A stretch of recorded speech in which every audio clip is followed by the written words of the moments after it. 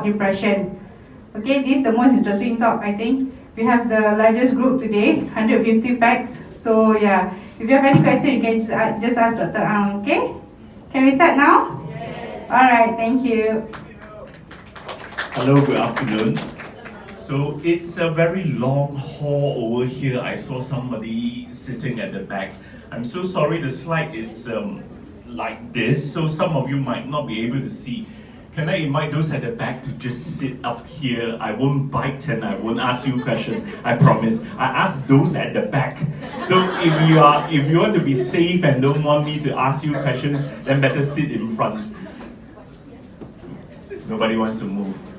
So they want to be asked questions, okay? So good afternoon. I think most of you will have your lunch prior to this talk. So today I would like to share something very close to me. So I'm going to share about depression, and this is something that I would like the audience here to at least learn a little bit about depression, so that this might be helpful for you or for your loved ones. So first, let's do some ice breaking. So I'll promise I'll finish by 30 minutes. So within 30 minutes, you will have some education, you will have some knowledge about depression. So hopefully after 30 minutes, you leave with some ideas or some new knowledge about depression. Let's do some ice breaking here. First, can you tell me who this person is? Can anybody shout out the answer? Robbie Williams. Yeah, correct. Who is this? This is Korean. Yeah. Looks Korean, isn't it? Yes, this is one of the singer from SHINee, the group, the Korean boy band. Who is this? This is Van Gogh. This is Vincent Van Gogh. Anybody knows who this is? No? This is Virginia Woolf. So I think some of you might have read her poems or read her writings. She's a very famous British writer, Virginia Woolf. People will know him, right? Yes. Who is he? Chester from Linkin Park. Oh. So people don't know her but know her handbag. So who she is?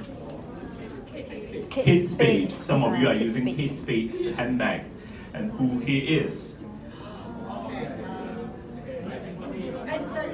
Anthony Bourdain. So Anthony Bourdain is a famous presenter in TV talking about food and traveling. So what do they all have in common? Okay, their life ended short because of their illness. They are all sufferers of depression. So they have gone through a depressive phase and decided to end their life earlier than it should. So that's the reason why we are very close and we want to talk about depression today, because we want to protect life. So some of you are asking me, what is depression? So depression, you have read it through newspaper, you have read it through the novel writings. Sometimes psychiatrists or clinicians or doctors use the word called major depressive disorder. This is a clinical diagnosis that we use when we diagnose somebody to have depression. But depression is a more layman term and more easily accepted by a lot of people. So today I will use the word as depression to represent major depressive disorder, which is a illness that we or psychiatrists or doctors treat most of the time. So what I want to share with you is that depression is a medical illness. It's not magic, it's not hocus pocus. There is something about this illness, and it's just the same as hypertension, it's the same as diabetes. It is a form of medical illness. There's nothing shy about this illness, and we are here to learn more about it. And what we know is that depression is very common. How common is that? Is that it's around 350 million people in the world is suffering from depression. For female, 3 out of 10. So if you count 10 of your female colleagues, 3 of them would have depression in their lifetime. Some might come up for treatment, some might suffer in silence. So that's the reason why we want to talk about depression. Depression is not a sign of weakness. It's not because you are weak morally. It's not because you have done something wrong in your past or you did not pray 5 times a day. Therefore, you have depression. or it's not because some of the spirits follow your ancestors, so therefore you have this illness. It is a medical illness, it's not a sign of weakness. Depression does not discriminate, so male and female has equal chance of getting depression, but you would have slightly more risk of developing depression if you are female, but it's nearly the same. So depression is a result of chemical imbalance inside the brain. Science has moved forward, even psychiatry has moved forward, that we're able to know that there are chemicals inside the brain that causes a person to feel sad because you lack certain chemicals inside the brain.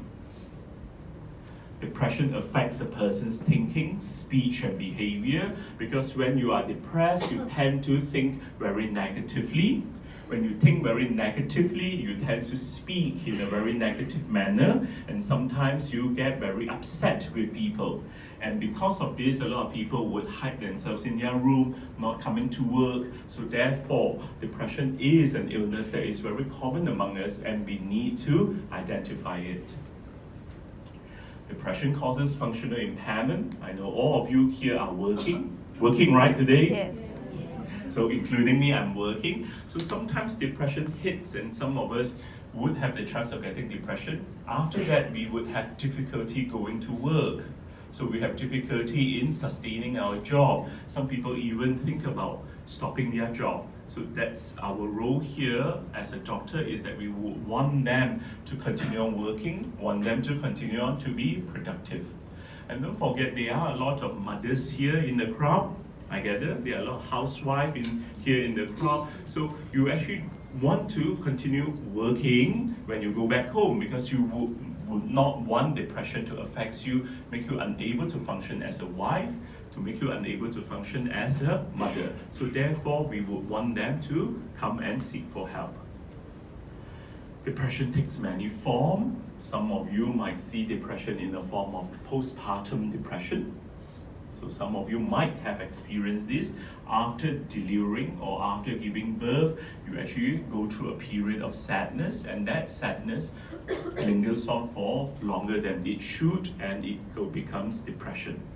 Some of us have broken relationships before. After a broken relationship, we had sad mood, and the mood lingers on for more than what it should, and it became depression.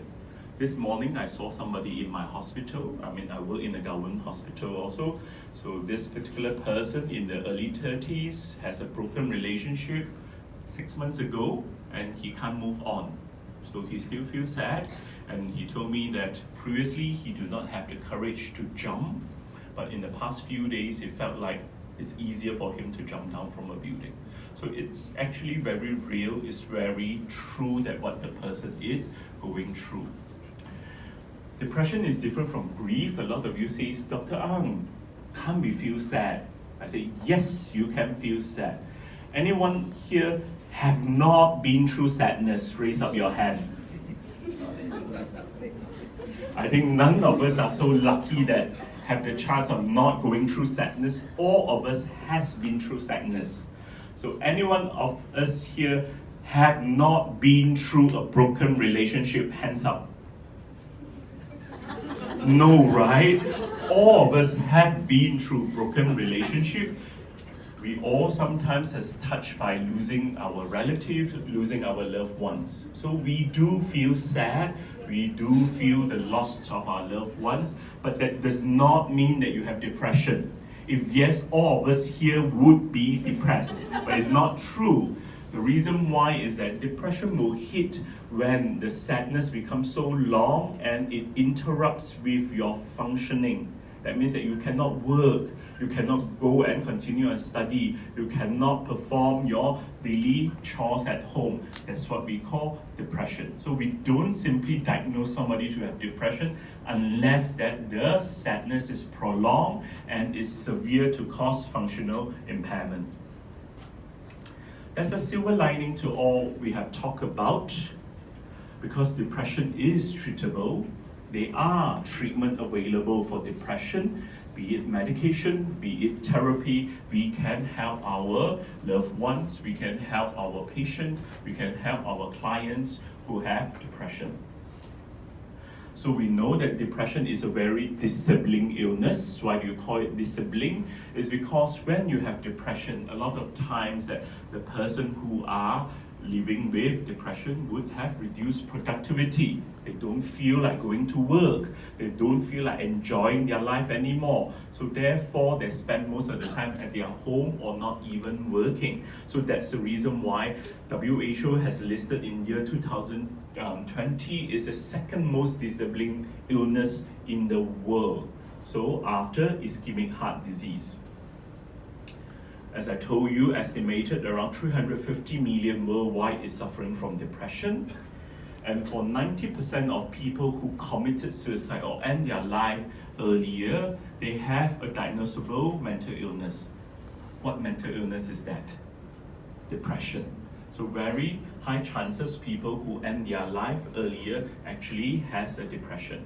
And depression is a very costly illness. It's not because of the medication that we use or not because you get treatment. It's because of the productivity lost, because you lose out because of depression. Depression can happen to any one of us here, including me. If I look back at my past, I think I had a period of depression during my Form 6 time, but I didn't know that it was depression. But now if I look back, definitely I went through depression during that time without treatment, but the suffering is real. I suffered for nearly 1 year. So if you think about it, it's not something that it's not going to happen to you. It is going to happen to you, and it depends whether you have the risk or not. I told you about this already. I'm going to keep quiet. I'm going to show you a video. I can rest.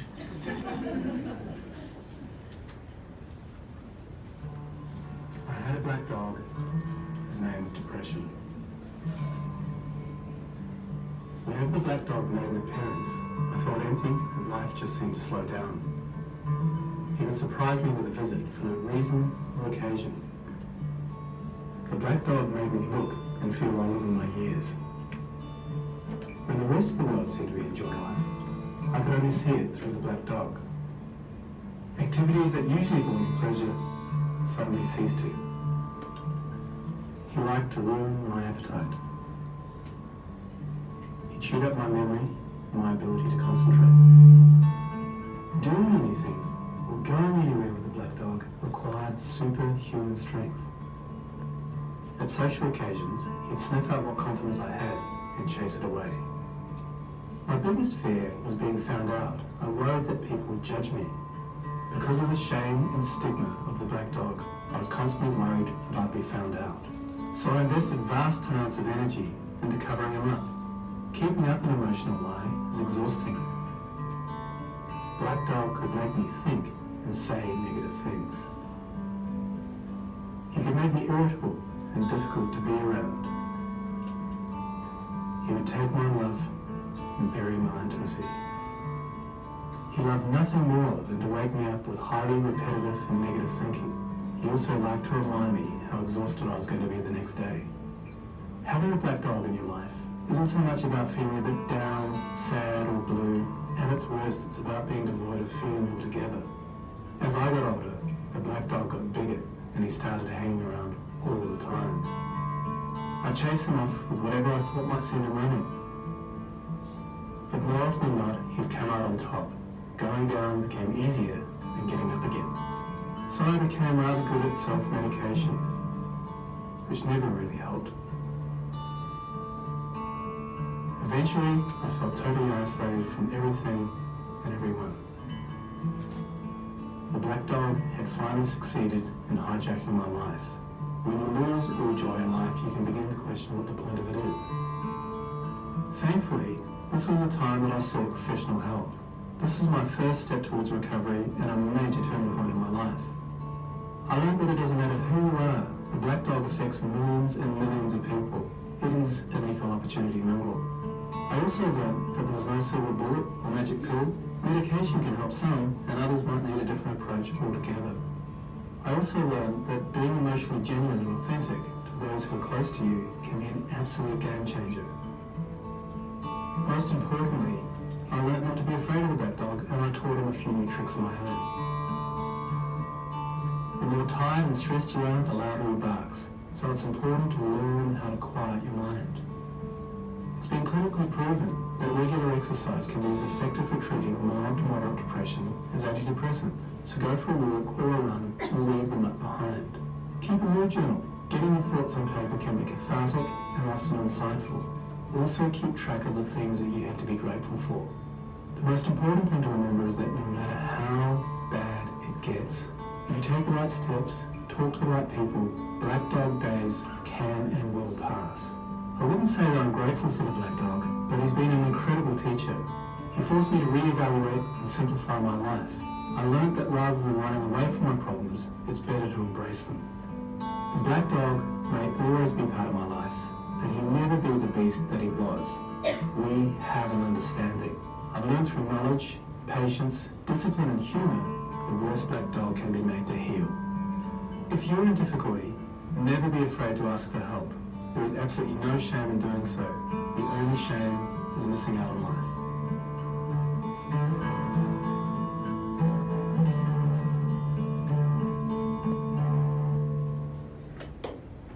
I didn't make up this video. This is downloaded from the internet. This is by WHO. So WHO has highlighted that depression is one of the major leading causes of premature death. So that's the reason why WHO has put on a special emphasis to talk about depression. So, So some of you have heard about just now what is talking about Black Dog. Anybody knows who coined the word Black Dog? It's actually by Winston Churchill. So Winston Churchill also has depression, and he named his depression the Black Dog. So we actually have a Black Dog Institute not in Malaysia because of sensitive reasons. So they actually have a Black Dog Institute in Sydney, which specializes in treating people with mood problems, with emotional problems. So there is actually a Black Dog Institute in Sydney. So how do we diagnose depression? Some of you ask the doctors, how do we know that this person is having depression or not? So we go through what we call a clinical interview. We'll talk to the patients or the client that comes to our door. So we actually talk to them and go through some of the symptoms, some of the experiences that they are having. Through these experiences, we would make down the list and see whether this person fulfills a clinical diagnosis of what we call a major depressive disorder. What do we look out for? I would explain to you, and hopefully this would also open your eyes to the people around you. If you see people around you have some of these symptoms, then it's high time for you to bring them for help. The first thing to look out for is actually feeling sad. Straightforward, right? If you are having depression, you should be feeling sad, right? So that's the key word that we're looking at. If a person feeling sad, so we have to make sure that is this sadness ongoing or this is something that on and off. So some of you say, I want to come and listen to Dr. Ang's talk today, so sad, so sad. Or some of you say it's Monday blue, so sad. So, but on Friday you suddenly become very energetic again. So that's not depression. Depression is a sadness that lingers on. The sadness will continue on from day to day to day to day. So it can last up to few weeks, up to months. So some of you ask me, how come previous people don't have medicine also they get better? Isn't it depression? Yes, depression usually lasts around 6 months to 1 year. Eventually it will disappear. But you can imagine you going through suffering for 6 months to 1 year. Nobody likes it. Nobody likes this kind of suffering, and this kind of suffering eats you up from within. I think some of you have been sadness before, but if you can think of you are continuing feeling sad for 6 months to 1 year is not an enjoyable feeling. So what we also look out is loss of pleasure or interest. Some people like to watch Korean movies or Korean dramas, then suddenly you realize that doesn't seem to make you enjoy anymore. You don't enjoy doing it anymore. Some people enjoy going for traveling. then you realize that you don't enjoy it anymore and you don't even feel like doing so. Some people are more social, so they prefer going out with friends and meeting up and chit chat. Then you realize that you rather stay at your room. You don't even enjoy talking to your friends anymore. Those are red lights. These are signals for you to look out for. Spend a moment and think about any of your friends around you having these two symptoms. If they have high chances of going through depression. Not only that, two symptoms we look for, we also look for people who have changes in appetite. Most of the time when people who are depressed, they either eat very little or they eat a lot. Okay, some people don't even feel like eating, but what we call, some people would do binge eating. That means that when they feel sad, they binge.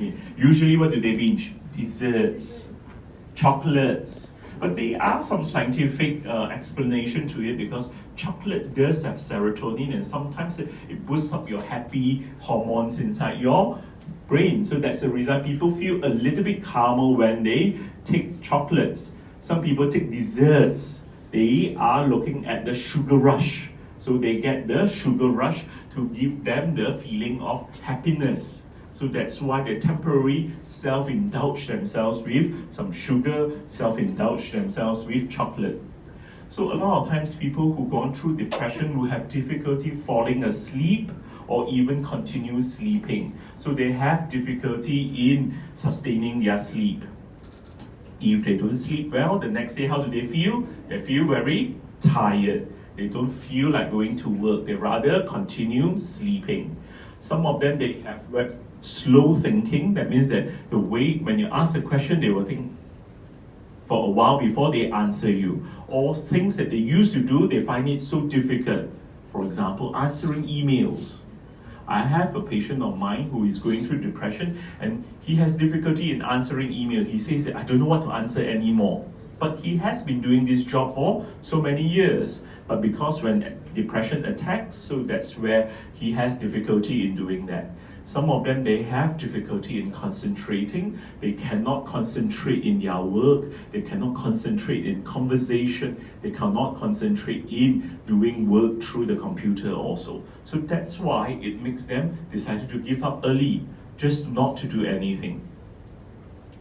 Some of them might feel that they are useless, they are worthless.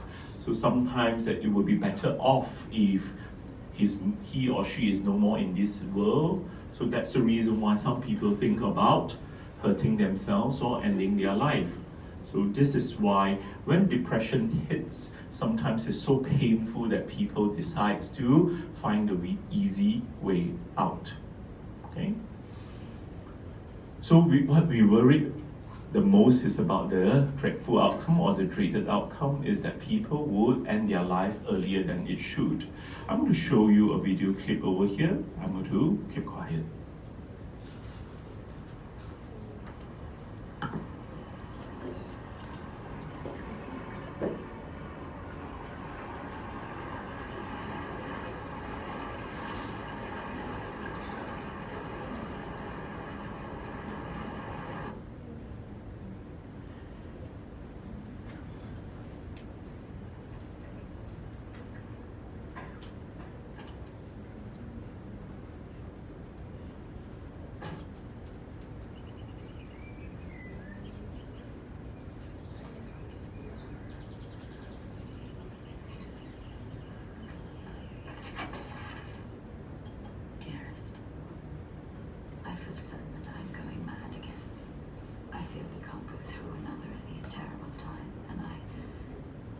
Shan't recover this time.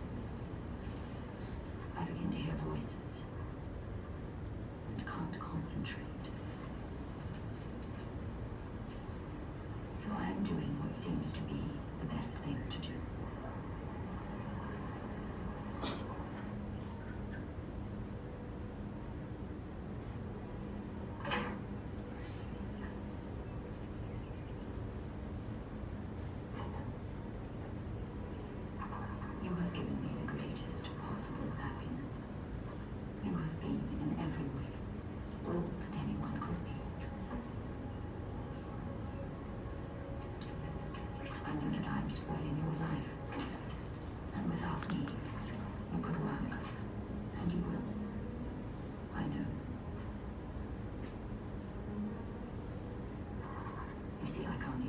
this properly.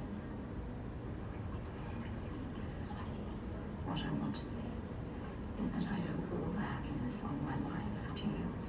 You have been entirely patient with me. And incredibly good. Everything is gone from me, but the certainty of your goodness. I can't go on spoiling your life any longer. I don't think two people could have been happier than we have been. Virginia.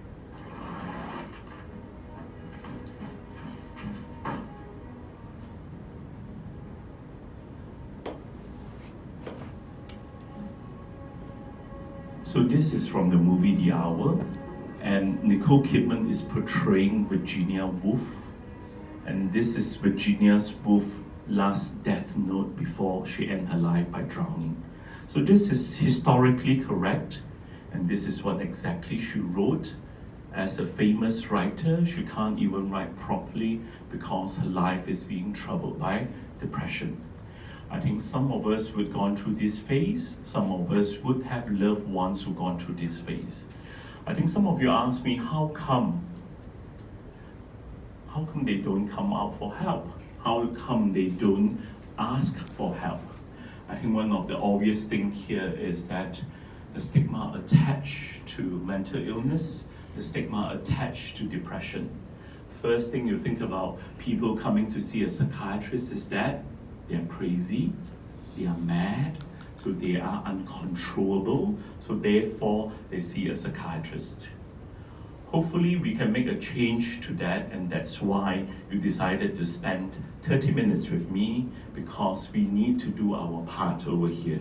Our part over here is to learn about depression, to know that this is a medical illness, and if you have loved ones, if you have family members who is going through or have been through depression, please help them. Sometimes they are so stuck into that situation, they don't know how to ask for help. I can tell you, when I was a medical student, I think by that time I should be in my 20s, I have a very good friend of mine who is going through depression. At that time, I have to drive my motorbike, go to his place. He is a UM student, so he stay outside at PJ area. So I have to knock on his room, force him to be onto my motorbike, send him all the way to Hospital Kuala Lumpur to see my own lecturer. Sometimes that you need to take the extra move.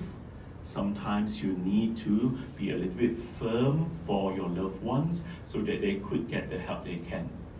I'm still very close with this friend of mine, so after the episode, he has not had any episode for the past 20 over years. So this is something that we've been through, so I know how depression hits a person because I have a very close friend of mine gone through it.